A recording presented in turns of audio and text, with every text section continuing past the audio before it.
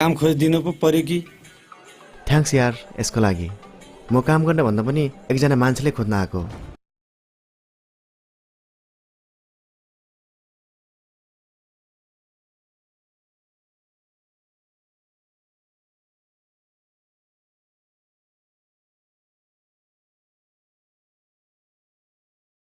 दुःख लाग्यो तेरो कुरो सुनेर। मैले सोचेको पनि थिएन तिमी र पेमाको बिचमा यस्तो हुन्छ भनेर। छोड दे यार यो कुराहरू।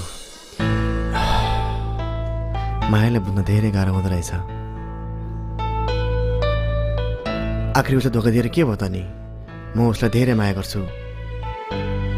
मैले उसलाई वचन दिएर आएको छु।